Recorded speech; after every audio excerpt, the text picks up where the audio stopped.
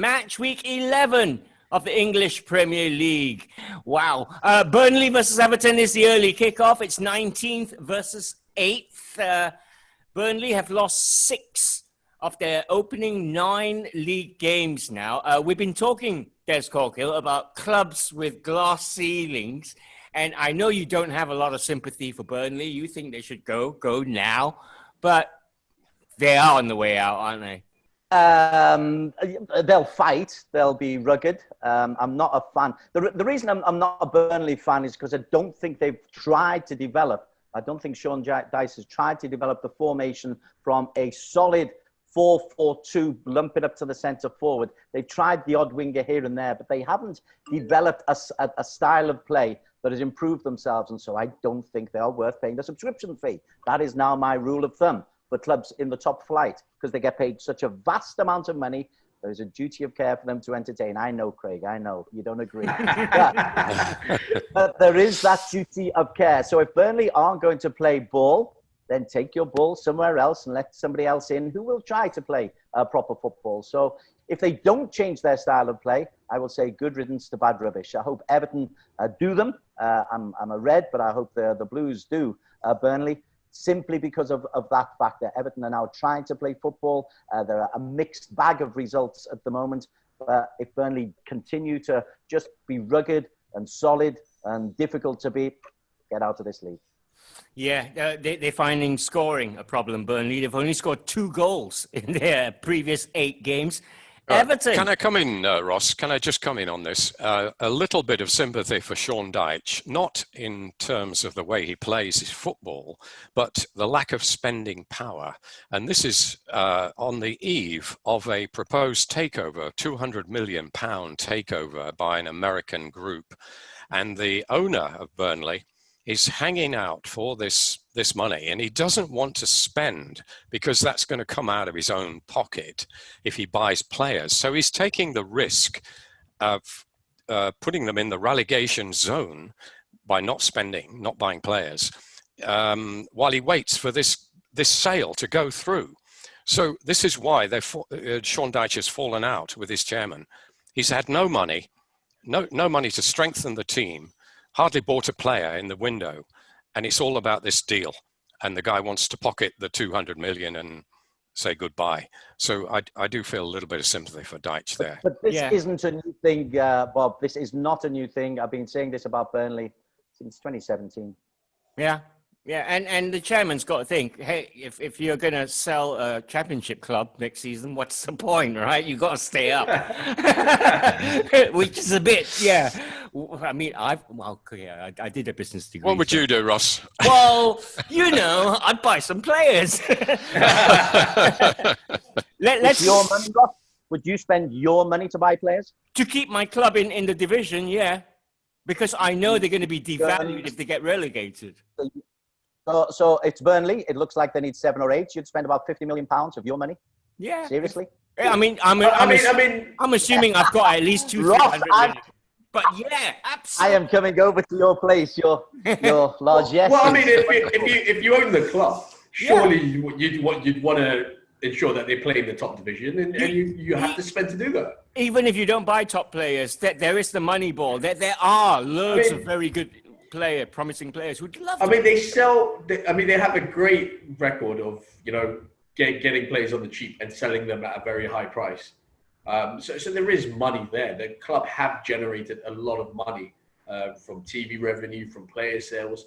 But when you look at, the money, has it been reflected into purchasing of players or new players? It hasn't. No. They've rarely, splashed out the cash. You look at some of the teams that have come from the Championship. Remember Fulham a couple of years ago, 100 million straight away. Villa, I mean, God knows how much they've spent in the last 2 years. But these are clubs who have come up, who have owners who are willing to part with that kind of cash to ensure they stay in the division. Now, I get where Des is coming from. Yeah, the football's not pretty and everything. It's worked for them. But now, when you're down to your bare bones, I mean, they're using kids these days in the Premier League. I mean, they have to resort to that. They're struggling. I think it was last season, they struggled to even get a bench. When after the league resumed, They couldn't even get a full bench out. And that was because of £150 million broadcast money. You can't get a bench. Don't get that. Well, the players left, didn't they? Because their contracts expired. Yeah. And that's why they couldn't get a bench. So I mean, if you have owners willing to part with a little bit of cash to help your manager and your team out, well, it's going to make the world of a difference, isn't it? All right, we will get the violins out for Sean Dyche just for a little bit, for a little while. Not all of us. Well, a small one from Des, a tiny violin. All right, quick look at Everton then, Des. I know you like laughing at them, but they've lost 4 of the last 5. They looked a good team when they were leading the way earlier on. So the giggling was because there was such a malarkey about when they went 4 wins in succession, and they almost celebrated winning the league. And so the gigglers happen because they're finding out that you don't win a league after 4 matches. But they're a good side. I do like them. They're a little bit inconsistent, which is very Carlo Ancelotti. He likes consistency. He likes winning. He likes being near the top. A lot of it seems to depend on whether Richarlison and James Rodriguez are playing and are in the mood to play, because they're the ones who make things tick. Defensively, they could concede less. That will happen. I'm sure they'll tighten up. But their success will depend, I think, on the 2 South Americans up front and their continued fitness and their continued output. All right, there's yet to be a draw, interestingly, between Burnley and Everton. Everton lead 7 wins to 5 in Premier League history, Des, before you jump on your horse. 8:30 p.m. kickoff, that one. Burnley versus Everton. Moving on then to Man City, who are 11th, taking on 17th place Fulham. Let's start with Fulham. They had a nice shock on Monday. Nobody would have predicted a 2-1 win at Leicester, Bob Holmes, but Scott Parker's boys went there. They even scored a penalty, don't you know? Yeah, that was a historic moment, wasn't it? Actually, I think they've got a slight chance because they went out and did something in the transfer window. I mean, they tried to shore up their defence. They bought 2 centre-backs. Adebayoraibo, I think his name is. City, yeah, used to play for City. So he'll be playing against his old club here and probably wishing he wasn't. But also Anderson, they got Anderson as well. And they look slightly more solid at the back. Not that I don't think they're going to be solid enough to keep City out, but I think compared to some of the others down there, including Burnley, they've got a fighting chance of staying up. But this really does look. Having said that, it still looks like lambs to the slaughter here, doesn't it? It does. Going to the Etihad against a Man City that has cruised through in Europe. I got 5 last week very easily. And if ever they're going to get over their goal drought, here's another opportunity. You would fancy whoever they picked to get 1 or 2 here. If they don't, I mean, if Fulham get something out of this game, then I would say that City have got a bit of a problem. But they managed to rest 1 or 2 players. It was the usual mix and match in midweek. So there will be some fresh legs. Aguero didn't even travel. I suspect that means they're keeping him back. They may not risk him against Fulham. They may think they can get the job done without him, but he may be on the bench as a bit of insurance. But we're talking about him as if he's the ultimate insurance policy. Well, on his record, he is. But he's getting on a bit and he's getting more and more injuries. And for a club like City to be relying on one man as much as they are, I think it is a bit concerning. Gabriel Jesus has not quite delivered, not as much as we thought. When he first appeared, he looked sensational. And then he had a couple of serious injuries and he's not been quite the same since. So, yeah, a little bit concerning. But I don't see any other result other than a fairly comfortable City win. They increased their goal tally by 50% last weekend with that 5-0 win over Burnley, Man City. Will they fill their boots, Craig Marias, against Burnley this weekend? For me, Bernardo Silva's been off the pace, and that has been crucial for City this season. I think it's against Fulham that they're playing. Ross? Sorry. Yeah. But yeah, I mean, I think the problem with City this season, that I think Des highlighted earlier when he was covering the Champions League, but, you know, they've struggled for goals. I mean, we're so used to seeing Pep's teams, you know, create, you know, chances galore, quality like Aguero on the end of it to finish it. They've obviously missed Aguero.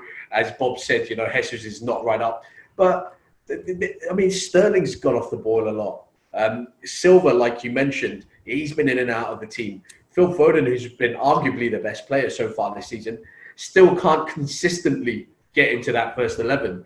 Now, when we talk about that first 11, it's been chopping and changing every match. There hasn't been a settled 11. And, you know, it goes back. I mean, it's when new managers come in, you know, you can understand the uncertainty.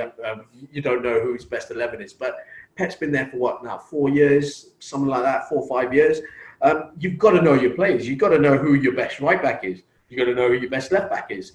Given, yeah, you're going to have injuries here and there, but I just think, you know, you look at the centre back position. You know, I think about a year ago we were talking about Laporte and how essential he is to that City defence.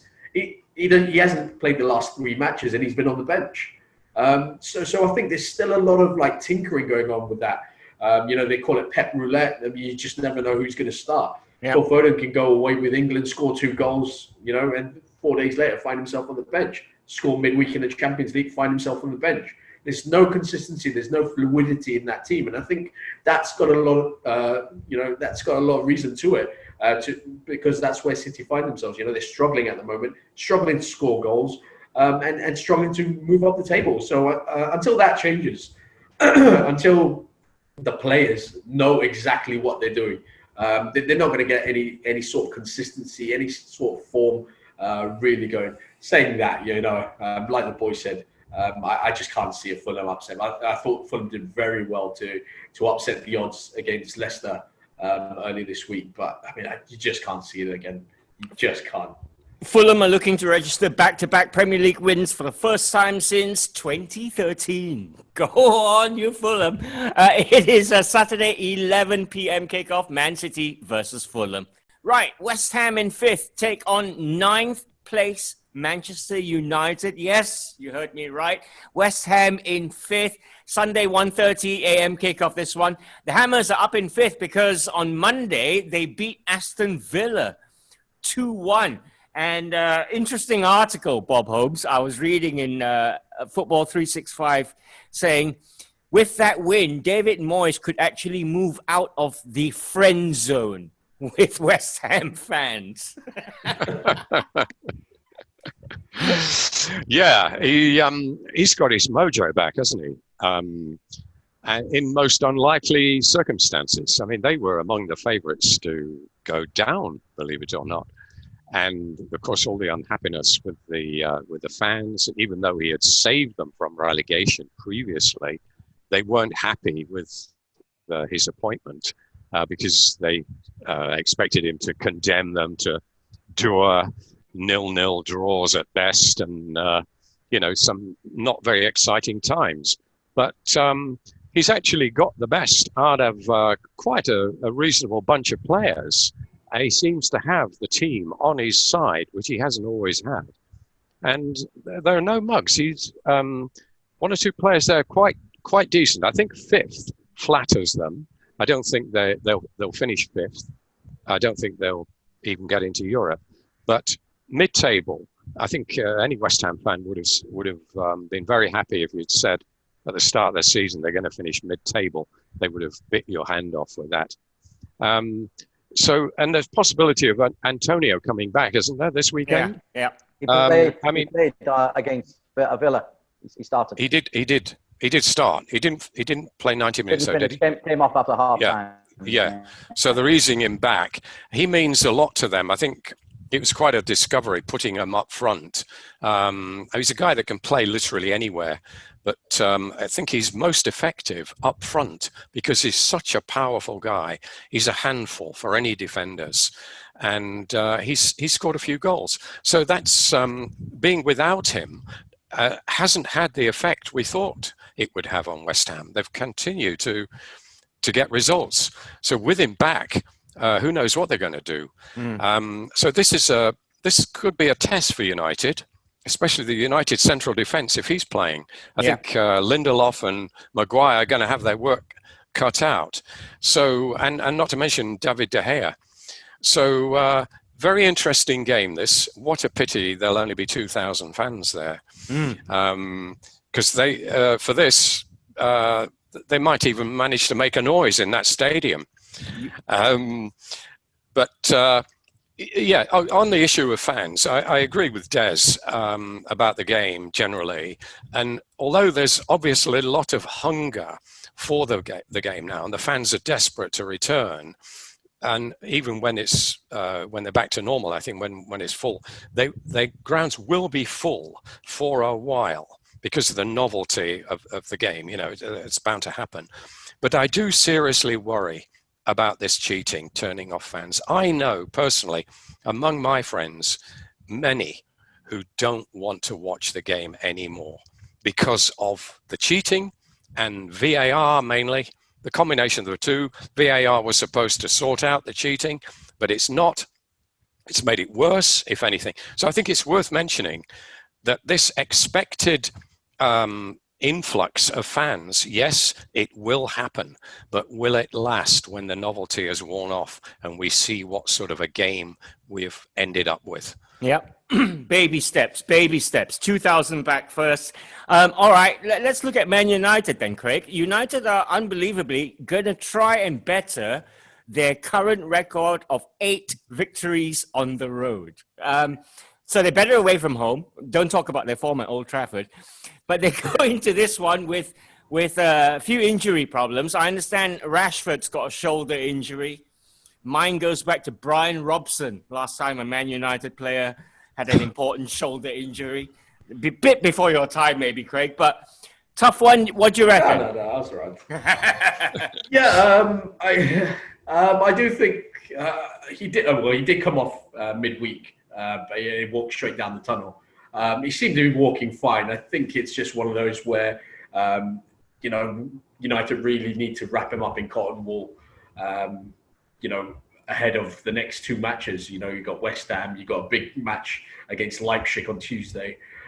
So I think it was more protection more than anything else. I do expect him to play against West Ham. I wasn't sure what type of injury it was. Just finding out, hearing from you, that was his shoulder. But I expect him to be fit.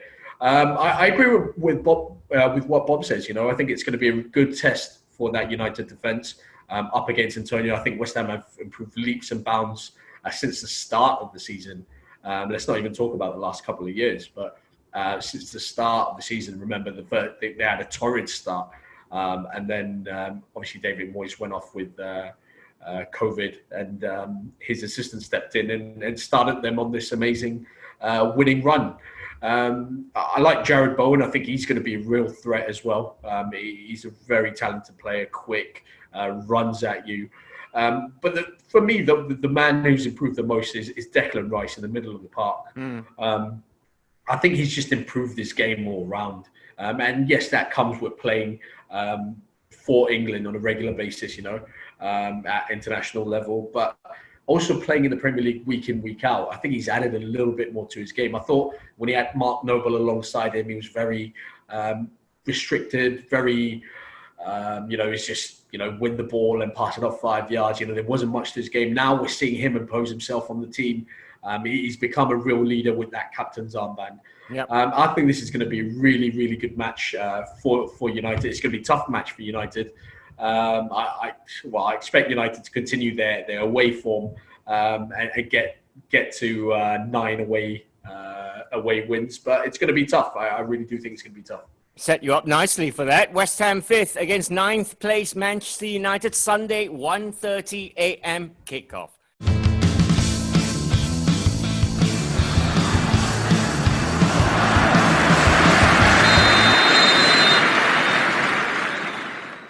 Very quickly then, Chelsea in third, Leeds United in 12th. This one is your Sunday 4 a.m. kickoff. Last time they met was May 2004, Des. Brings back memories, this one. I expect it to be full-blooded, but I'm thinking Chelsea and Leeds of old here. Yeah, when I was growing up, this was one of the ones where you'd watch behind the sofa with your hands in front of your eyes because there were so many fouls. The infamous 1970 FA Cup final, the most watched game in English football history at 32 million, even more than the World Cup, different eras, of course. But a referee subsequently said there would have been, I think, 6 red cards and 18 yellows in that particular match, in that replay. That's what it used to be about. Bring it forward to this generation. It's nearly 40, 50 years on, and it'll still be full-blooded because Bielsa has his team going. Chelsea, I think Chelsea are there to stay because they've sorted things out defensively and they've got attackers who can score from all over the pitch, and they've got N'Golo Kante. Yeah, he is so important. He's been revitalized. I don't know. Well, he was put out of position for a year and a half. Now he's back, and it's no coincidence that the team is ticking around that man. Chelsea, I think, are a real contender. I'm looking forward to this one, though. Won't quite be back to the 70s, but it'll be fun. Leeds will have to, I mean, their gegenpressing has to be superb and 90 minutes long, Bob Holmes, if they're going to stand a hope. Yes, it has. I don't see them stopping Chelsea. Actually, I agree with Des here. I think Chelsea are genuine title contenders. I think on paper, when you look at all the sides now, with Liverpool having about 7 first-team members out, Chelsea have probably got the best side on paper, regardless of who they pick. I mean, when you think of the surfeit of riches that Lampard has got, I mean, at the beginning of the season, we were talking about this being a problem. I don't think it's much of a problem when you've got virtually world-class players you can juggle with, an excess of top international players at your disposal, and you're juggling with them. You've got enough games to keep them all happy. I mean, Giroud started that game in midweek. Yeah. So, yeah, what a squad. And now they've sorted out the goalkeeping situation. And as Des says, Kante is back to his proper position. They look formidable. They really do. They're going to end up with silverware this season. I don't think there's any question about it. Well, the Sevilla coach... I wouldn't go as far as to pinpoint which one, but they'll get something. The Sevilla coach came out and said, he's played all the top English sides recently. He's come out and said, Chelsea have the best attackers, period. Full stop. That's it. Chelsea Leeds then Sunday, 4 a.m. kickoff. It is going to be a cracker. Fans are going to be allowed back into the Tottenham Stadium. Now, Craig, looking at Spurs first, on Thursday, it was a 3-3 draw against Linz of Austria in the Europa League. Jose's managing his side really well. Harry Kane was missing, but apparently he should be all right for the weekend. Yeah, I think he'll be doing everything he can to be fit for this one. It's the North London derby. You know, he's a player that played for Arsenal when he was a little bit younger. Obviously moved on and is achieving great things with Spurs. So yeah, he definitely want to be get himself fit and everything for this one. I don't think there's any doubt. I think there's a little small aspect of mind games here from Jose, as you'd expect. But what a match this is. Spurs absolutely flying under Mourinho right now. Arsenal over recent weeks not quite hitting the heights under Arteta. Is this where the tables have turned? A lot of criticism towards Ole and all that, but Arteta, no experience, got given the job, and started off fantastically well. Obviously won the FA Cup last season, but now this is the real test. It's a new season, players aren't performing, and this is where the going gets tough. It's all right when it's all rosy, as Ole Gunnar Solskjaer found out prior to getting the job. And when the going gets tough, do you have it in you to dig deep, to change the system, to drop certain players. Yeah.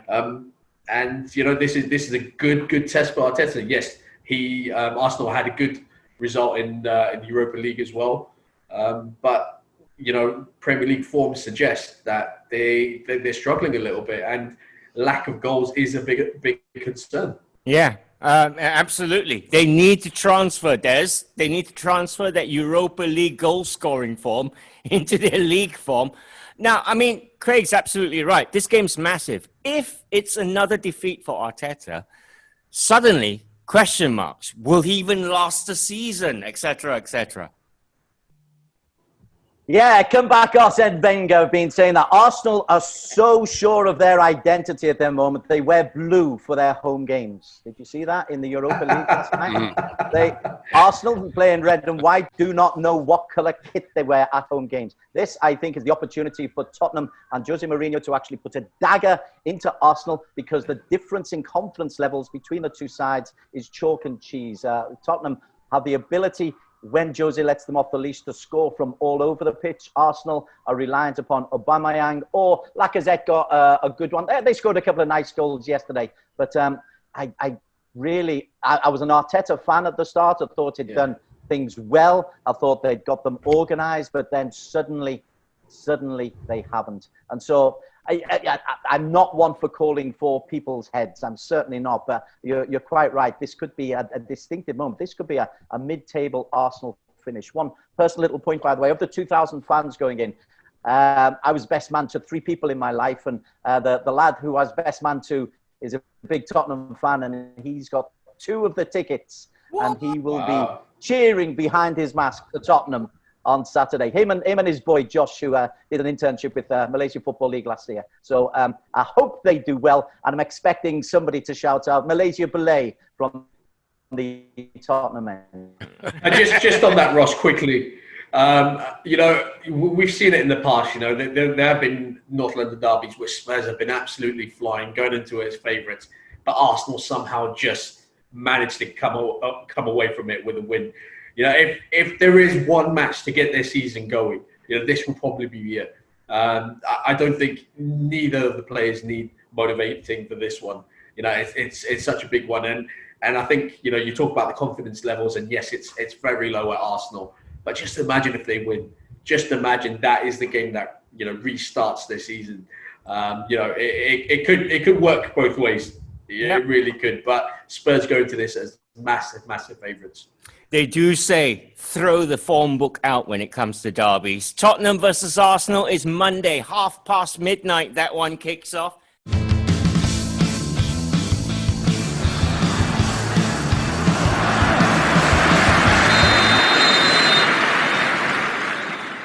Liverpool against Wolves at 3:15 a.m. Kickoff. Actually, when Wolves met Arsenal earlier, there was a massive head injury. We saw David Luiz and Raul Jimenez. In fact, Raul Jimenez fractured his skull. He's recovering well, nice to say, through his operations, and he's recuperating. But that's a horrible sight, Bob. I mean, there was blood everywhere, and they were head bandaged, and you've just felt for them, didn't you? Yeah, absolutely. I mean, you do wonder about Jimenez's future, don't you? Fractured skull. I mean, with all the attention now on head injuries, I mean, he's basically talking about dementia was a completely different thing, but it's still the head. And you wonder, as a centre forward, a rampaging sort of old-fashioned centre forward who's good in the air and meets crosses with a powerful head, whether he's going to be the same player. I mean, it's a hairline. I understand it's a hairline job. So possibly he can come back, but you wouldn't blame him if he was a little bit nervous going up for the first cross, would you? Yeah. When he does. So, I mean, and players have had less serious injuries than that and not been the same. So really, fingers crossed for him, because he's a great player. I think he's a great guy. I mean, there was talk of him being almost in the 100 million category last season, rumors about Real Madrid and all that. I mean, he is very, very good. I think 100 million is probably a little bit high, but a much sought after centre forward, and at the peak of his powers, and to get that serious injury like that is a bitter blow. Let's just hope that he can be the same again, because Wolves, they're already not the same, are they? They're missing Diogo Jota, they're missing Traore because he hardly ever plays, and they're not quite the force they were last season. So if they lose him, it's going to be a serious blow. Doherty was injured the other night, wasn't he? Of course, they got rid of him to Spurs. I still think of him as a Wolves player somehow. Podence has been very good for them, and they'll give Liverpool a good workout. But I think Liverpool's confidence will have been boosted after that midweek win over Ajax, and I think they should safely get through this one. Yeah, they working on dropped points last weekend at the MX, Des Corkill. Liverpool will be looking for a win. Last season was a 1-0 win to Sadio Mane scoring the goal there. Do you think it'll be kids again? Do you think it'll be a mixture of kids, or is everyone fit and ready to come back? No one's fit and ready to come back at the moment. Liverpool are right down to the bare bones. Kelleher will probably get the start in goal. Neco Williams is probably going to get the call at right back. Joel Matip was number 3 of the centre-backs, but now he's the linchpin because Fabinho is injury-prone. Even Andy Robertson got a knocker in midweek, and he received treatment, but I hear he's okay. In midfield, there's issues as well because James Milner, I think, is still out. So it's down to the bare bones for Liverpool, running on air. That's why Jurgen Klopp's reaction after the win over Ajax was so extreme. He was running on, hugging everybody, and he's called it one of the great nights, European nights, at Anfield, simply because of the circumstances. I think it's remarkable that Liverpool are still joint top of the table on points, are still in the Champions League, going in guaranteed a place in the round of 16, considering those injuries. Any 3 of those injuries would have been bad, but I think it was 9 potential first-team starters were out for the match against Ajax, and it's not going to get easier because the games come thick and fast. And Wolves are good. The one silver lining for Liverpool is Jimenez won't be there because he is such an important part of what Wolves are all about going forward. I see this one as really, really difficult. Liverpool need their front 3 to be firing on all cylinders. I don't know. VAR's robbed them of 4 points already this season, hasn't it? Yeah, well, I was going to say, Liverpool have dropped 6 points from winning positions this season. That's 1 point more than the entire of last season. But that's all thanks to VAR. Craig, you could just see Diogo Jota getting the winner here for Liverpool, don't you? Because football is fun. Yeah. Yeah, it's just written, isn't it? Jota to, do something that really affects this match. Look, I think despite all their injuries, you talk about squads. Des goes on about squads and how the money spent. There should be no excuses for Liverpool here. I think some of the boys that are coming through. We've seen, obviously, we talked about the goalkeeper, Callahan, but, Neco Williams is, plays for Wales. Curtis Jones, he's come on, really well over the last 18 months or so. So you're talking about really talented boys here that, deserve, they're not being thrown into it. I think someone like Curtis Jones deserves his place, playing in the Champions League, playing some big games for them. Don't forget, he did score the winner against Everton in the FA Cup as well. It's not an easy game to go into. This was pre-COVID. So, a full-packed stadium, scores an absolute belt into the top corner. You're talking about a really talented kid here. Liverpool, despite all their injury concerns and this, that, the other, I think they're still massive favourites. Wolves still haven't hit the heights of the last 2 years. Nuno's obviously changed a few things here and there, sold a couple of important players. And I think their philosophy, their style has changed as well. They're a lot more defense-minded these days. And now without Raul Jimenez, I think it's a big, big problem. They don't really have a replacement. They have Fabio Silva. He's a young kid. I think he's about 17, 18 years old. Too young to lead the line for me. So I think you're going to look at someone like Pedro Neto maybe playing up front, Adama Traore possibly.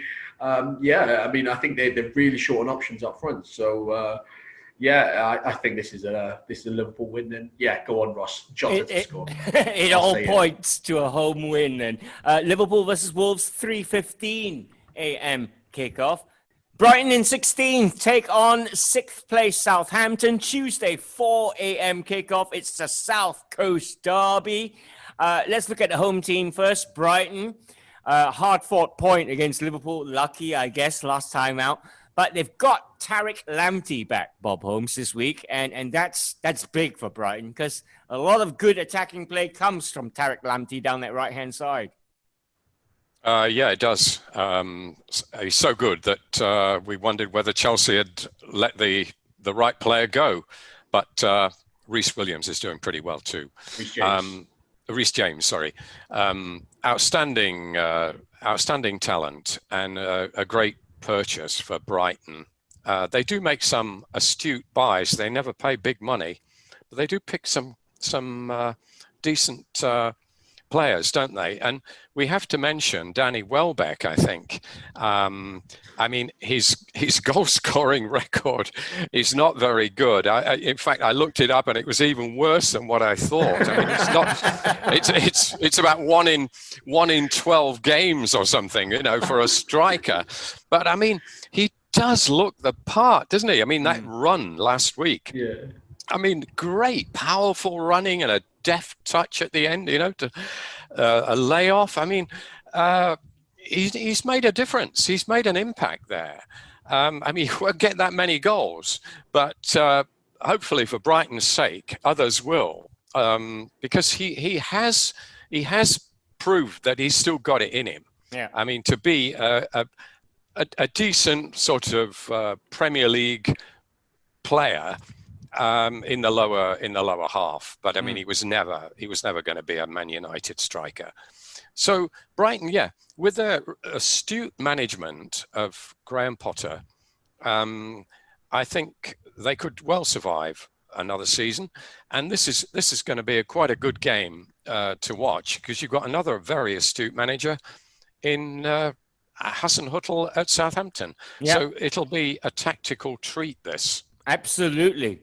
Took the words right out of my mouth. Astute as well, Hassan Hüttl.